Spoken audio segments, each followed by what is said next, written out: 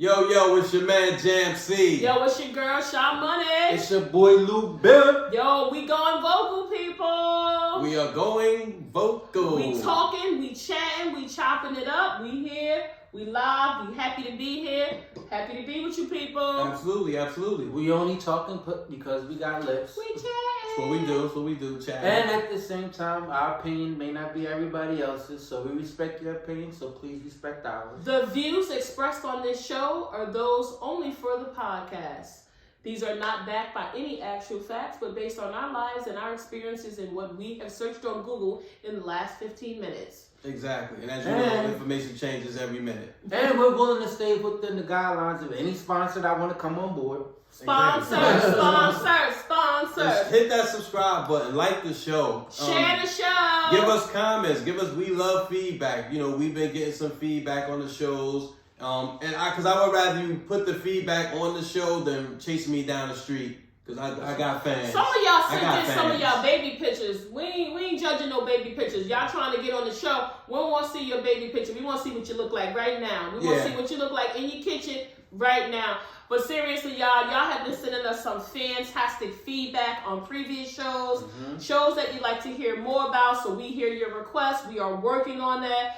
And for the young lady that says she want to go on a date with Lou, we got it set up. He'll be ready on Friday at 7 o'clock with his bow tie on, so he's all set up. And my EBT card. Crab legs for everybody. That's right. Shrimp for the whole motherfucking place. That's right. Oh, I want to give a shout out to a young lady. I don't want to disclose her name, but she heard the Maid show, part 1 as well as part 2. Blessings go out to her, prayers and blessings go out to her family. Prayers. Her mom is actually going through stage 4 cancer, terminally ill, and they're considering Maid. And all because of the show, we educated them on it. That's where they got the idea, and they're thinking of taking their mom to die with dignity. So. Yeah. And if you have not heard that show, I suggest you go back to one of our earlier shows and check it out. You get a lot of information. We learned a lot. Yeah. Hopefully you will too. And if so, you can probably, we can build on that. Listen, that's what this podcast is about. We are talking about things that we've come in contact with, things that have affected our lives, our community, and just the community in general. A lot of feedback we're getting. And it's really meant to be an open dialogue, to promote the conversation, and just put the thought out there and get people talking about it. And that's why we continue to go vocal. Absolutely. So we don't take it for granted that you take an hour or two out of your week to listen to hear what we got to say. Right. And we want to make this show as robust and as beneficial to people, all kind of listeners from all walks of life. So please continue to send your feedback. But today we're talking about a topic that has come across our desk where people want to talk about co-parenting.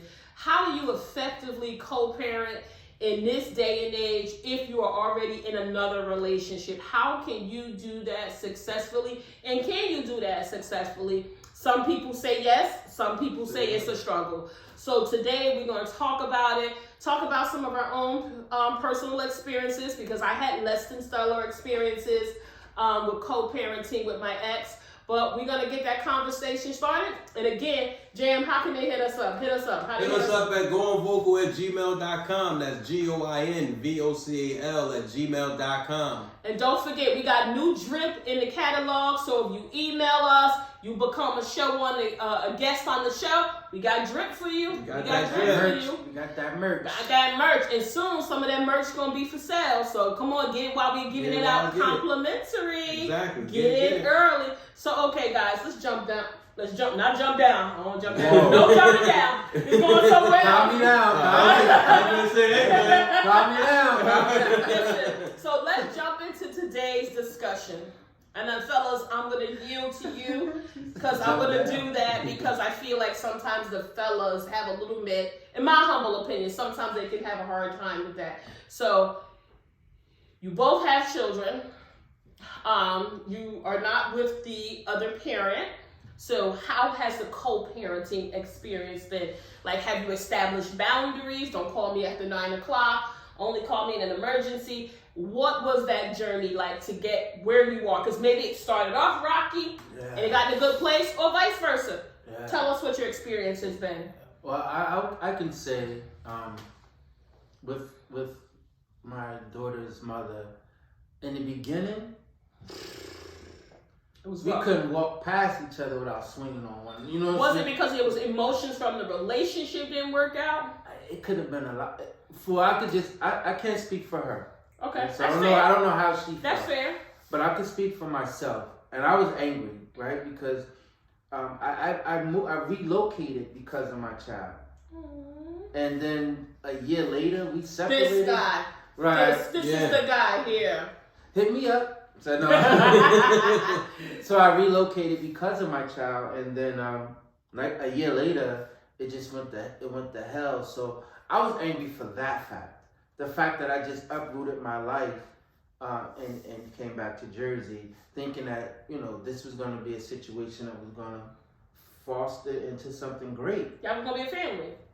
Right, Alright. a family, and it didn't happen. So being that it didn't happen, I was mad. I'd be Okay. keep it a whole being. I was mad at that situation because it didn't happen, and kind of harbored some feelings. And so every time we would like come across each other, it was on go. You know what I'm saying? Okay. It was on go for every little thing. You need pimps. You want juice? I don't even want me to buy eggs. So the baby was small. Baby had just turned 1. Oh. Just had turned 1, and the shit was shot to hell already. So we was at each other's throat for a long time, and What was the turning point though? I don't You even. just got tired, or you found a common ground? I think it took like some years. It took some years, like going to court. Ooh, it was litigious. Yes, Aye. going to court. Aye. Visitation rights, and it was wild. It was wild, and then at the same time, I was married. I was married. Well, at the latter part, but like the going to court part, I was married. But before that, of course, I wasn't. But I was married, and on the onset of the marriage, I told my wife at the time that when it comes between me and my daughter's mother, just allow me to deal with that. I think that's fair. Let me deal with that situation. I don't need you to intervene in that because that's between me and her. Yeah. You know what I'm saying?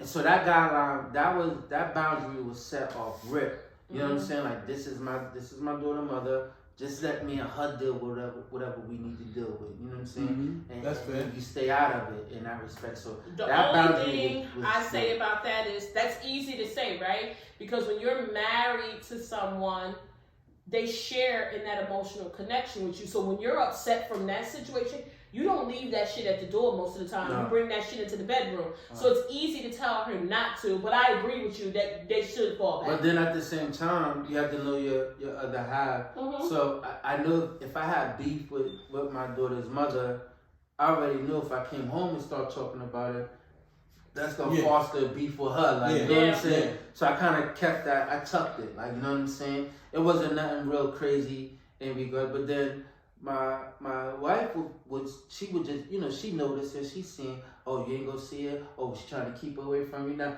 Relax, it's not that type of story. Okay. I got this. You know what I'm saying? Okay. I didn't go, or they went out of town, or whatever the case may be. Because you know your audience. Right. So it definitely has to be communication with the spouse that you or whoever you're in a relationship in at that current time, and then whatever it is between you and your daughter mother, you just have to deal with that, or your baby father. And you just have Did to deal you with ever merge those two and like make an official introduction, or you guys, the couple was going to pick up the baby or anything like that? It was. I don't even remember how that transpired.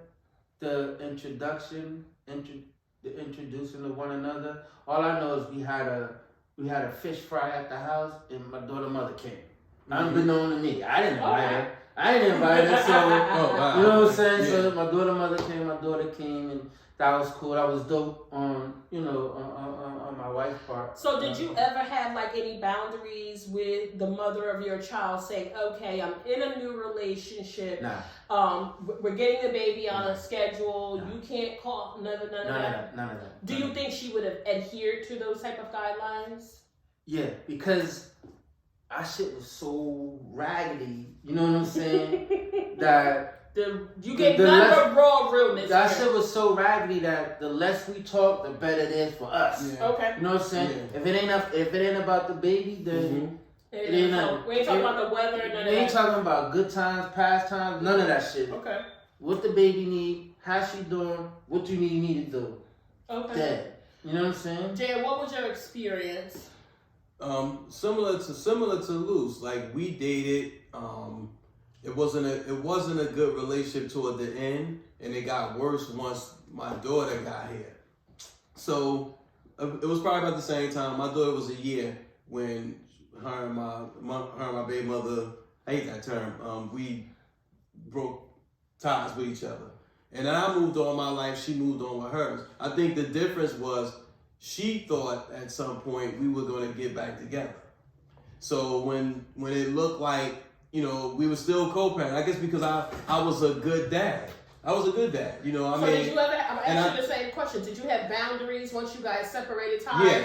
Like, don't call me after this time. Yeah, absolutely. I heard of that a lot. Yeah, absolutely. No, yeah, you couldn't call me after 9:00 unless this girl was being rushed to the emergency room. If she wasn't being rushed, don't call me after a certain time. Was that successful? No, not all the time. Oh. And I think a lot of it would be dependent on what it was. My new situation was like if I was dating somebody, and of course, you know, I was a celebrity in the hood. So once somebody knew, call for his autograph, $3.99, and it could be on your wall. Once somebody knew I was even seen with somebody else, even though I'm home by myself, she just naturally assumed somebody was at my house. Now was she popping up? No, she never popped up, but she would just conveniently call and say my daughter not feeling well. So she would use that as a ploy to see if I got company or things like that. But on the flip side of that, though, I never had a problem with somebody she did. In fact, I wanted her to get married because it was a thorn in my side, you know.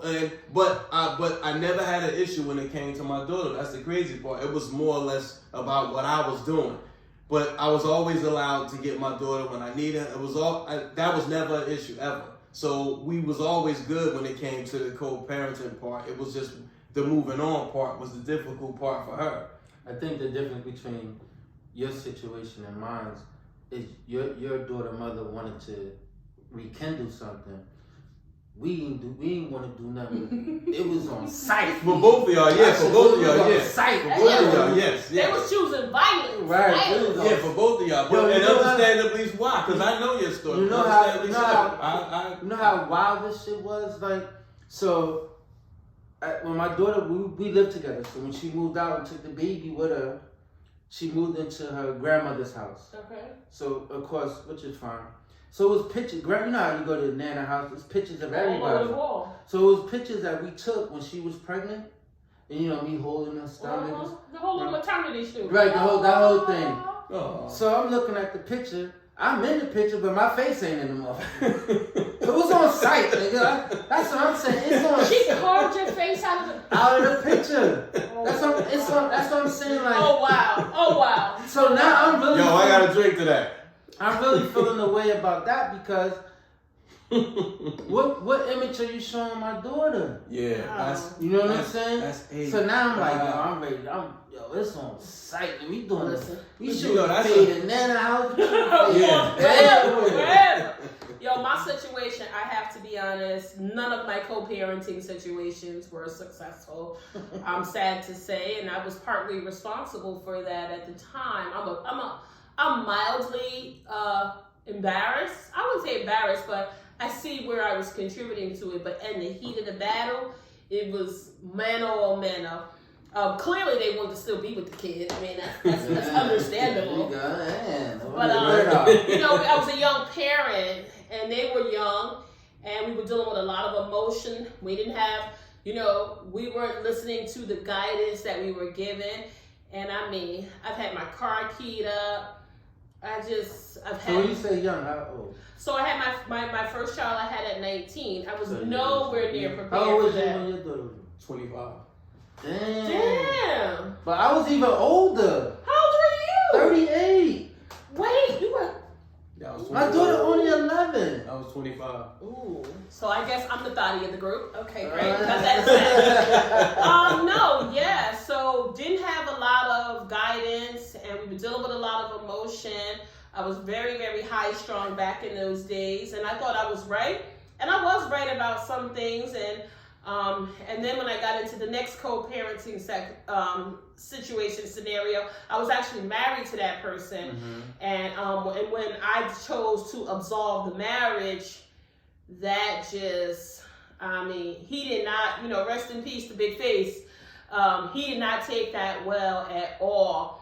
And unfortunately, he took it out on the kids. Not in a physical way, but he wasn't doing what he needed to do with the children. And so that made me angry because I felt like it wasn't about me and that person. I had tried to establish some boundaries, but he was, in his true nature, he refused to adhere to any of those guidelines because he was always under the speculation that I was putting those boundaries in because I was entertaining other men. And so it was not about the kids. It became so much about us.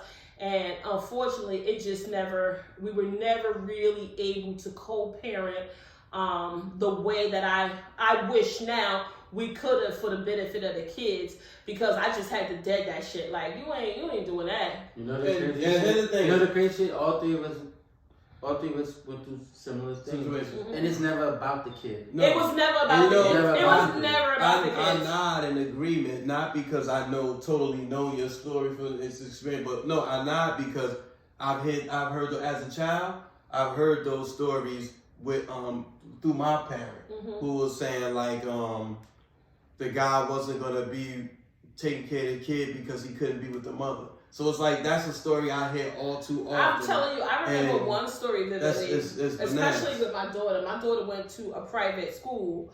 It was a private charter school. I don't know, it was a private? No, I think it was public. Did you pay for it? No, I didn't pay for it, so that means it wasn't private, right? But it was a small charter school. You had to go through a whole big process to get into it. And so she was having a fundraiser, and it was for Dancing with the Stars. And so she really wanted to be in it, and I told her father at the time, and I guess the way I communicated it, it appeared that it was going to be something that we were going to do together. So Dad came, and I was like, great, here's the tickets. I'm going to see you guys later. I'll be back in 3 hours for you guys.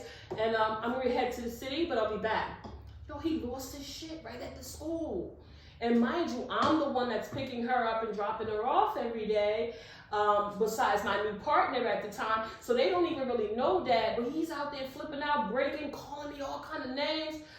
I'm meeting my homegirl from New York, and this guy is blowing my phone up. So my daughter didn't even enjoy the event because he was too fixated on me. And instead of blocking me out and utilizing that time to talk about his daughter and spend time with his daughter, he was too focused on fucking my shit up. So that's why I just think that with a co-parenting, like I feel you have to establish some boundaries, right? Because parenting is a task in and of itself. Right. And then when you're doing it in two separate potential households, that adds another layer of complexity. And then if both of the parents take on new relationships, that's a whole nother work stream you have to manage, right? When is the right time to introduce, a child to somebody?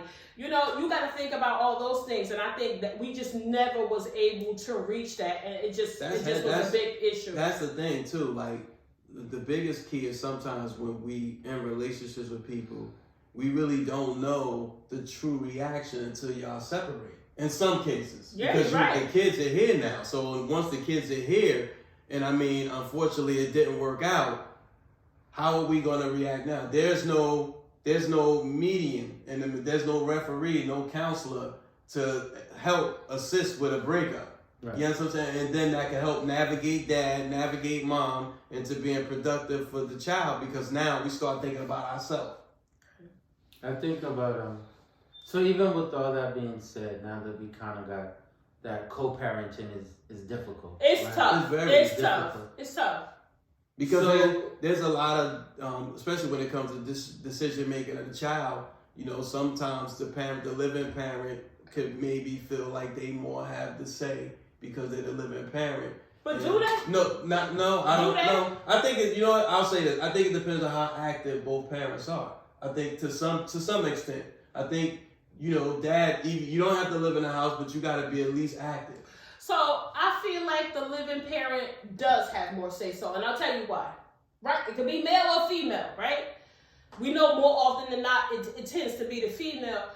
But if I'm the living parent, right, and the child, let's say it's a teenager, comes home and wants to do something, they want to go to the movies, you want me to stop and call you and have a discussion on that in the moment, right? So that's why I feel like sometimes organically, because the child lives with one parent and not the other, that parent is going to have to make some decisions independent. No, I think that right there, that scenario that you just proposed was clearly that, pull the trigger on that all day. You do that all day. Whatever parent is there, the parent pulls that trigger to make that happen.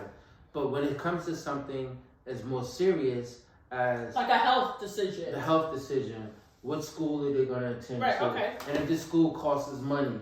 So you basically want to be consulted on the major milestone decisions.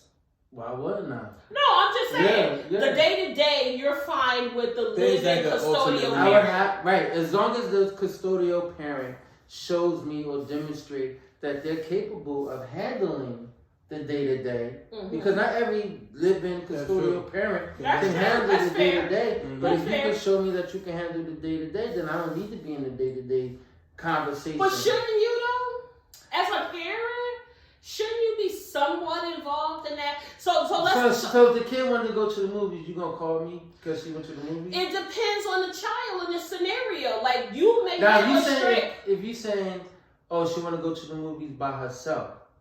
Like, wait, she's 11. How's she gonna? No, she's not going. Or with some friends. Or with some friends. Or be dropped off. Now, she's going with some friends. Then my question would be to the custodial parent: do you know these friends? But shouldn't you establish those? That's what I'm saying. Like, shouldn't you have to establish a lot of that up front as the child is growing? So you're not going to have that conversation when they're a toddler, but as they start to get, let's say, in middle school, like you take those conversations as they come. But how do you open up that dialogue? So let's try to give the listeners and the viewers, because we know y'all subscribing, right?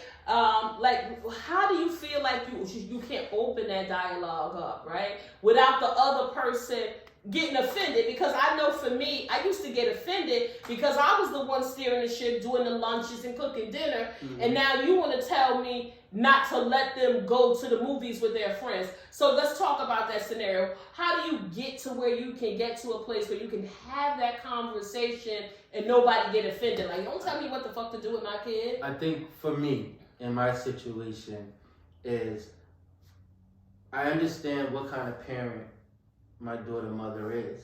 I understand that. I know how she rules with an iron fist, right? And I know how engaged and how active she is in her life. So you trust her. So those type of decisions I trust. Okay. Right? Okay. But then when it comes to something major that it affects, something major, she runs it past me. Like, you want to be part of the decision making process. And not only do I want, I want to be, but she would run it past me as well. Okay. And so what you think about this? Like, perfect example. This school year, at the beginning of the year, my daughter wasn't doing well in math, right? So she's like, yo, could you tutor her in math? I can't believe you was 30-something having a kid like that. Yeah, my son was rocking and rolling. Rocking and rolling. All right, Papa Smurf was over here. The pull-out game was serious. This shit was I know. My pull-out game was serious. That motherfucker done abortion. Oh yeah, that's good. I forgot a few people went to Ab House. I forgot a few people went to Ab House. So go ahead. She talked about the math. So she says that, yo, she's failing in math. Could you tutor her? Are you good at math? Yeah. For real?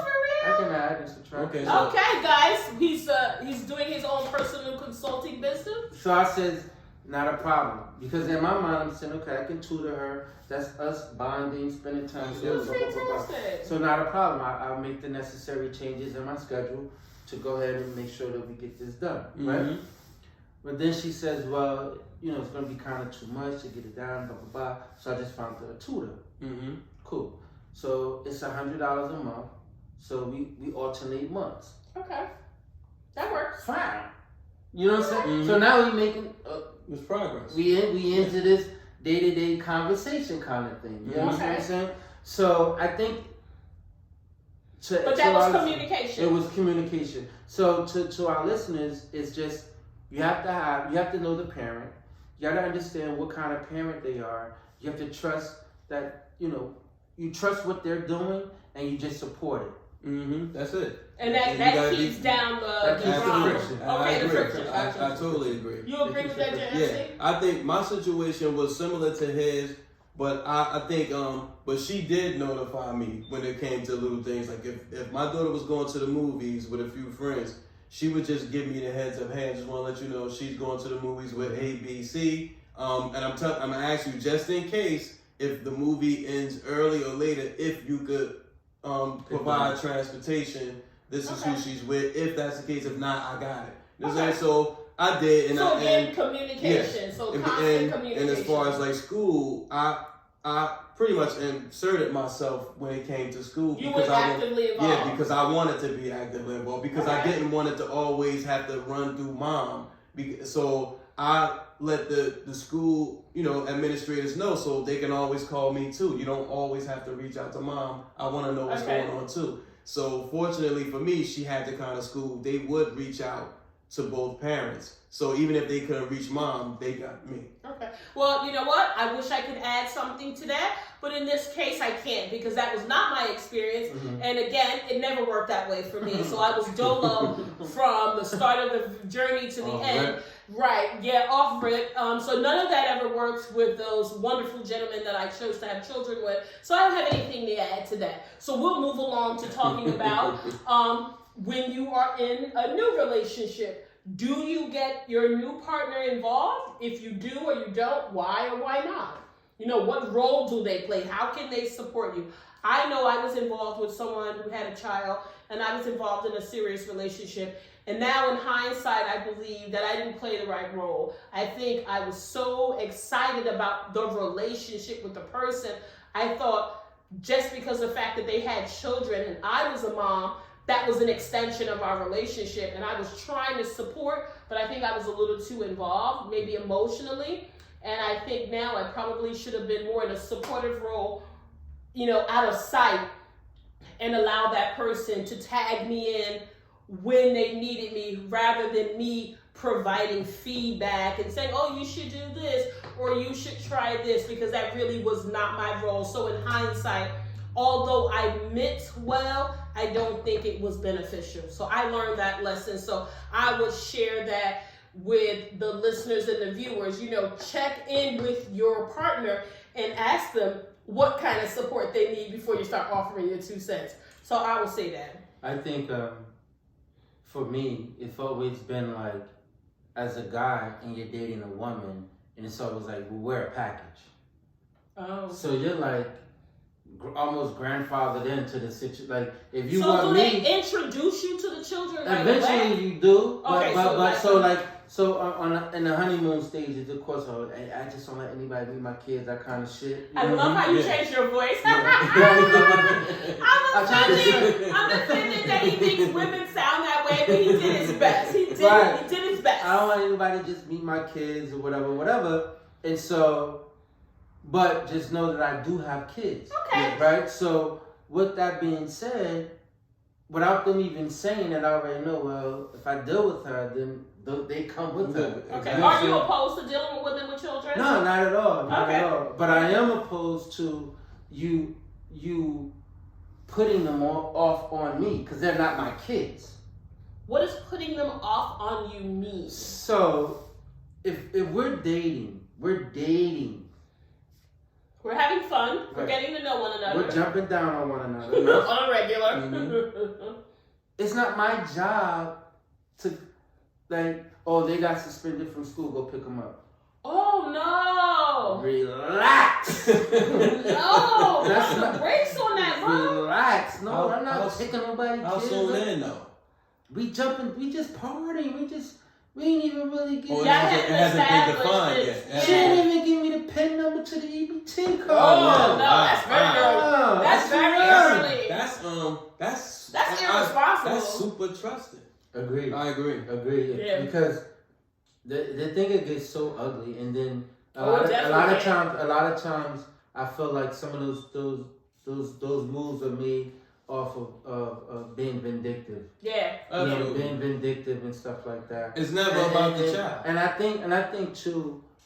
Also, too, I think the communication with your current spouse, you definitely have to have that when you're dealing with a child's mother or a child's father. You have to have open communication, and a level of trust.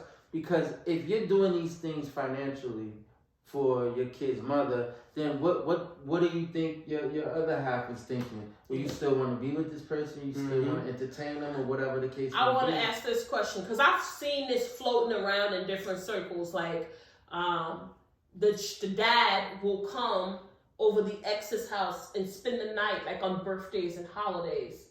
Would you do that, and do you think that's the right way to do? Not in a relationship, no. Okay, But I don't either. Not in a relationship. I don't think so. I was offered to spend a night. No, when I jump down. I have my parachute and everything. but I wasn't in a situation when I was offered to spend a night. Okay. You know what I'm saying? I think it's a no, right? I think that you can still do a joint holiday and your separate holidays without the person spending the night. But I wouldn't want to spend a night. I don't think you need to spend the night. I think you can still show a united force during respectable business hours. That doesn't need to go into the wee hours of the night. If dad wants to be there early in the morning when the kids open up presents, y'all establish a time for dad to be here at 8 o'clock, 7:30, and he doesn't need to spend the night. Y'all can still take the family pictures in the pajamas and all of that good stuff. I just don't think you need to spend the night. I don't think whether in a relationship or not, I'm not staying the night. I think it sends a false hope to the child. I agree. That's a good point. I wouldn't want my child to look at it like, well, how come daddy can't stay here all the time? So I would say no. It's a hardcore no for me.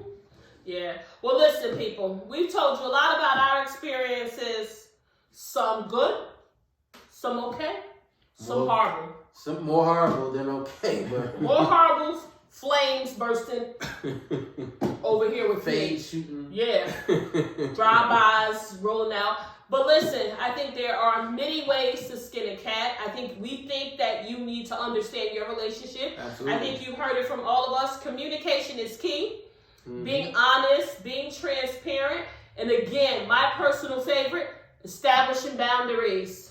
Establishing boundaries. Let them know what you're willing to do up front so that way you don't have no drama on the back end. This is what I'm willing to do. And that's agnostic of whether or not you have a significant other. But it definitely helps when you have a significant other. You've heard our thoughts. You might agree.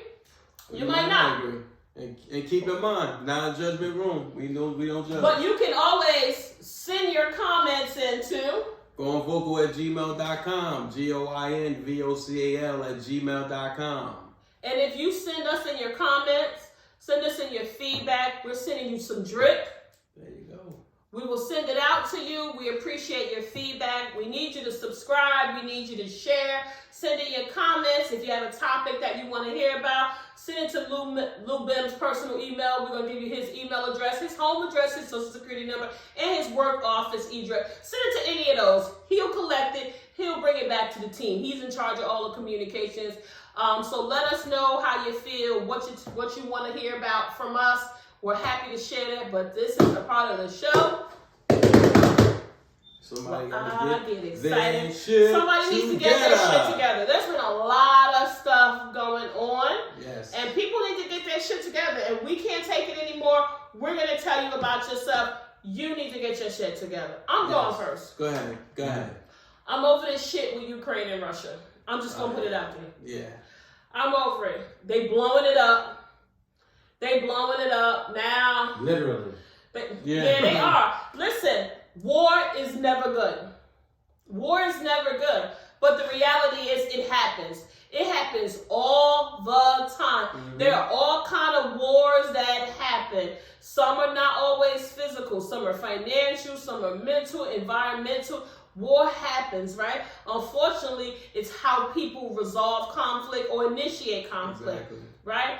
But what I don't want to keep hearing is like, this is something different. What about the Iran war that went on for all of them years? Like, I don't understand why we're putting such a magnascope under this war. And not saying I don't care, because there are innocent people being killed. But I just think with how we're so connected now, everything becomes this magnanimous situation. Like, come on. And I'm telling you, I'm calling bullshit on that oil shit. I know we get 10% of our oil from there, but Lukoil got 3 stations in the fucking state probably. Like, why is that raising all the gas prices? I think it's definitely price gouging going on. So my big shit that's going out is for all you gas stations that are trying to make profit off of this scenario with the Ukraine and Russia war. Y'all need to get y'all shit together, because we have laws in this state about price gouging. So don't forget, if you see people price gouging, report it to the Better Business Bureau. They cannot do that. It is illegal. So y'all need to get y'all shit together. Cut this war. Get them people back their property. Let's get back to the business at hand and get y'all shit together. Furthermore, they had beef way back in 2014. Yeah. This shit ain't new. This is not new. It's not new. Everybody's up in arms. This shit ain't new. They've been treating these people bad for years. All right, anyway, let's go, Jim. I'm going to piggyback off what Sha just said. My get your shit together is going out to Quick Check gas station. Quick Check gas station. What they do? I don't know who hires these people. So listen, I must leave out my house like 5 in the morning. Go get gas. Now typically it's nobody at the gas station, but they got this one guy. He's a new guy. He's a heavy set guy. He's one of us. So and I notice he moves, and I'm gonna use this term, rapidly slow. Oh shit! New term. Rapidly alert. slow. New term alert. He reminds me of the turtle on Bugs Bunny. This guy, it must have took him. I pulls up to the tank. I'm like, all right, I'm the only one here. I'm good. My man gets out, looks around. He starts walking to me. This guy moving hella slow. So he comes, all right, how much you want? Tell him how much gas I'm getting. Boom, boom, boom. He goes back, but before another car pulls up. So now he feels like, okay, give me 1 minute. He goes up to the other car. He don't even put gas in my car at this point. So now he's going over there to talk to them because somebody he know. Now he's like, I'll be with you in a second. Are you serious? He's having a personal conversation? Yeah. So then he comes back and starts giving me gas. He goes back to them. I guess they got less gas than me. He's still talking to them. So now mine's finished now. So now he's like, all right, give me 1 second. Your $20 is done. Yeah. So now he's still dealing with them. Yeah, he's still dealing with them. I gotta deal with high ass gas prices and this guy that works overnight for Quick Check. Yo, y'all need to do a better hiring process because he probably was late for the interview. Because he walked hella slow. Get your shit together, Quick Check. Get your shit together. Come on, Lou. What you got? My get your shit together, I have to give it to myself. No, not again. What you doing? Not again? It's the first time. No, you gave it to yourself. That was Mill. I thought you gave yourself to him. No, he gave it to himself before. He don't remember. Okay, well, go ahead. Yeah, you did. This is your second one. You did new shit. Right, new shit. So I had to get my shit together. Friday, I bought this $80 lotion. I need to get my shit together because the lotion does not cost $80 fucking dollars. But this is some good shit. You got that baby skin now, guys. This is some good shit. But they whopped me in my motherfucking head because just 4 weeks ago, I bought another bottle. That shit was $60. Damn, how much lotion this guy use? He's so an actual motherfucker. That was your get your shit together because you went to the mall. You went back up to the mall. No, not 4 weeks ago. 2 months ago. Okay, so 2 months. Okay, so it's like $30 a month, give or take. Which is still a lot in lotion. A lot of lotion. And yes, I'm using it to lubricate my skin. It is not being used for any other purposes. Again, this is an adult show. He's not screwing Handora. This is an adult show. Okay, Lou, so you gotta get your shit together. Get your shit together. He's gonna do better, people. He's gonna do better. So no, we better. need sponsors so I can keep buying this shit because this shit is good. So sponsors, if you want to have your product or your business sponsored on the Going Vocal podcast, again, you can email us for business inquiries here. If you would like us to come and do the podcast live at your business, please, again, send your inquiries to the Going Vocal email. We're happy to talk to you. We have some exciting things coming up. So continue to, don't forget to share, subscribe, and like on all your streaming platforms. We're looking forward to continuing the work that we're doing and keeping the dialogue going. And with that said, peace, we out, people. Peace.